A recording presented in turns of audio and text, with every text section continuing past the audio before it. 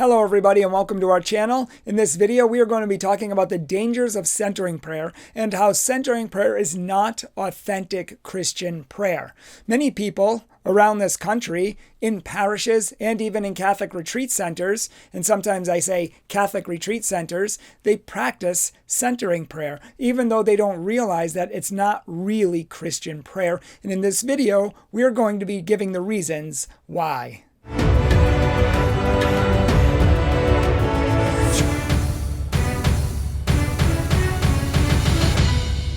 If you've never been here before, welcome to our channel. We are Catholic Truth, an organization dedicated to proclaiming the truth of Jesus Christ and His Catholic Church. We want to help Catholics to know, love, and live their Catholic faith with passion, and to be informed about what is really from God and the counterfeit that is not. And in this video, we are going to be talking about one of those counterfeits called centering prayer. If you go to a store and you pick up a mock brand, it looks like the real brand. Centering prayer also likewise looks like real prayer, but if you understand what it is, you will realize that it's not true prayer. This is going to be a very short presentation explaining this because our book is coming out on this subject on April 10th, 2020, and it's called Counterfeit Spirituality, and it's coming out with our Sunday Visitor. So if you want more information, check it out.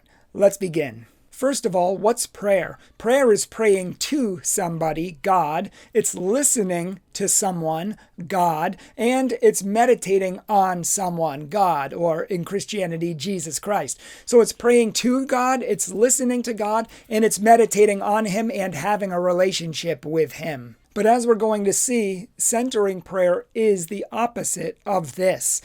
Centering prayer was founded by Father Thomas Keating, Father William Meninger, and Father Basil Pennington. Keating, the founder of centering prayer, was the one who held dialogues with his Catholic monks. He dialogued with Buddhists and Hindus for 20 years. And from there, he held week-long Zen Buddhism retreats with his Catholic monks. So he was having Buddhist retreats and practicing Buddhist prayer with his Catholic monks. And then he took what he liked from Catholicism, and he took what he liked from Hinduism and Buddhism, also known as Eastern Oriental spirituality, and he blended them into what we know today as centering prayer.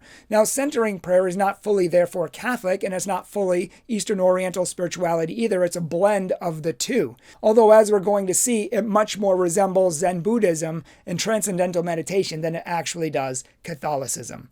I mean, if the foundation of centering prayer is already faulty because of what it's founded on, the beliefs and principles, how can we trust it? And when you look at the writings and theology of Father Thomas Keating, it's the same way. Father Thomas Keating said in his book, Open Mind, Open Heart, that even though we are not God, God and ourself, capital S, are the same thing. See, in the New Age movement, they always capitalize the word self because it means we are divine. We are one with God.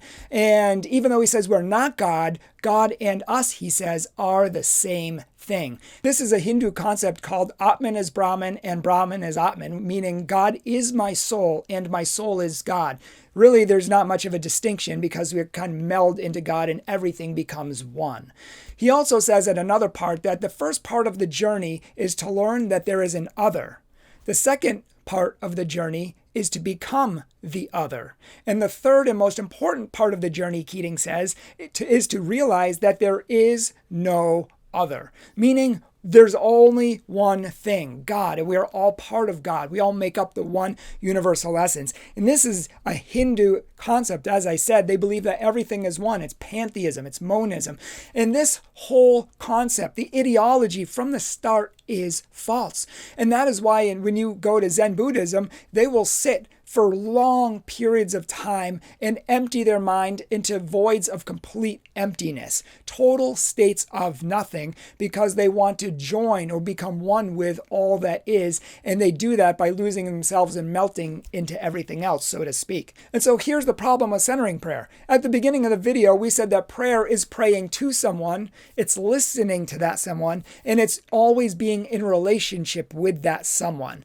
Now, centering prayer is the opposite of that, because the purpose of centering prayer is to empty your mind and to empty it to complete and total nothingness. And in this practice, you use what's called a mantra, where you repeat a word over and over and over again. Keating said it doesn't even have to be a religious or a spiritual word. So you repeat this word in order to empty your mind, in order to empty it of all thoughts. In fact, Keating himself says in his book, Open Mind, Open Heart, he says this: "The method consists of this: to let go of every kind of thought, even holy and devout thoughts." He continues on and says, even if you have a vision, or if God gives you infused words, he says you should return to the sacred word.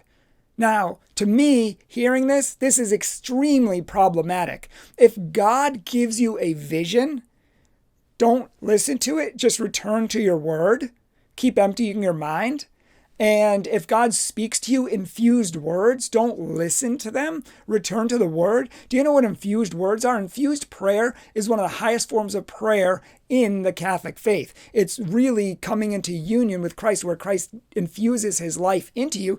And Keating's basically saying, ignore that and go back to the word. Keep emptying your mind. Now, here's the big problem, is that the whole goal of prayer is union with God. The whole goal of all of our prayer lives is love.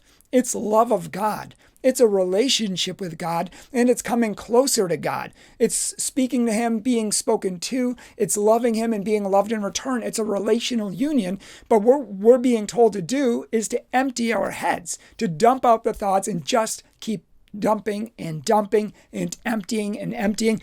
And even Pope Benedict, our last pope, he said a lot of people want to empty their thoughts so they can come close to God, but unfortunately the emptying becomes the goal, and a lot of people stay with the emptying and they stay in an empty head. That's Zen Buddhism, where you empty yourself of all thoughts and you sit in literally a mental void. And Keating says you can consent to God, whatever that means. But the reality is, if your mind is empty of all things, then it's also empty of God. According to the Catholic Church and according to Christian prayer, you never want to empty your mind completely. That is not Christian. In fact, the scriptures say to fill your minds and your heart with Christ. So if you want to use centering prayer as a way to empty your mind in order to actually pray, that could be fine if you want to work on using a mantra or emptying your thoughts or just calming your thoughts. But centering prayer is more than that. It's emptying everything, and it never really moves into prayer. Our minds and our hearts should always be focused on Christ. So like I said, if you want to work on calming your thoughts and being quiet mentally, that's fine. That's part of preparing for prayer, but it's not prayer itself. So centering prayer could be used to prepare for prayer, but it is not prayer. Prayer is when you focus your thoughts and your mind on God. Even if your thoughts are still, even if you're not doing active meditation and you're just sitting in silence, you're still focused on Jesus. You're still aware of his presence around you. You're still there and contemplating him in some way. We don't empty all thoughts. And that's one of the biggest problems with centering prayer. I mean, could you imagine if a husband wanted to fall in love with his wife more and he wanted to come closer to her? So in order to do this, he decides that he's going to go to the corner of his house and he's not going to think about her, and he's going to empty himself of all thoughts. And even if some beautiful thoughts come into his mind, things that would help him to work on his marriage, things that really touch him and help him to love her more, he's going to remove all those thoughts and just sit in a blank state. I mean, how could he come closer to his wife that way? It doesn't work. And it's the opposite. It's an impediment of achieving the goal that he wants to achieve. Having a blank slate of mind is no way to have a relationship with anybody, much less the God of the universe. And the problem with centering prayer is just that, is it focuses too much on the word, it focuses too much on emptying, and not enough on communing with God through prayer, through meditation, and through purification of sin. Those are the only ways to God. There is no shortcut. So for people who say that centering prayer is contemplation, it is not. That is a factually incorrect statement. Contemplation only comes through ascetic means, and this is the church speaking, not me. It only comes through asceticism, purification of sin, a deep prayer life, and meditation, which leads and springboards into contemplation. There is no shortcut to contemplation, and sitting in silence for 2 20-minute periods a day like they do in Buddhism and transcendental meditation is not Catholic teaching. If you want to sit in silence and meditate on God, great. If you want to sit in silence and be aware of his presence around you, fine. But don't just sit in an empty mental void, because that's not prayer. But there are so many more problems with centering prayer that I just don't have time to get into in this short video. But you can check them out in our new book, which is coming out April 10th, 2020. And there is a good long chapter devoted to the dangers and problems of centering prayer. And this book is called Counterfeit Spirituality, and it's coming out with our Sunday Visitor. You can pre-order it, and it's also coming out on Amazon. So again, it's called Counterfeit Spirituality, Exposing the False Gods.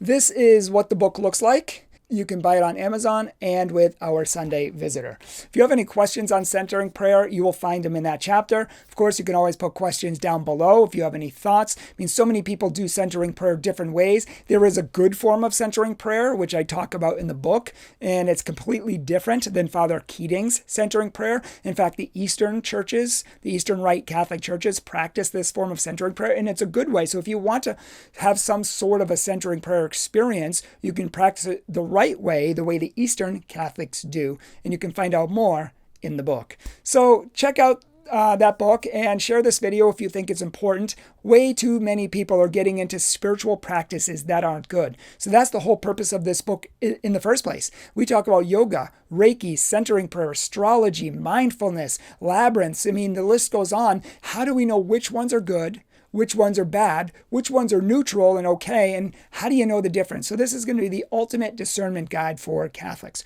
So check it out. Make sure to like this video, subscribe to our channel if you want many more videos like this, and share this video so more people can get the message, and support our ministry, please. We need to get the message out there to a whole world that's falling apart and dying. God bless you. Pray for me, and I will pray for you.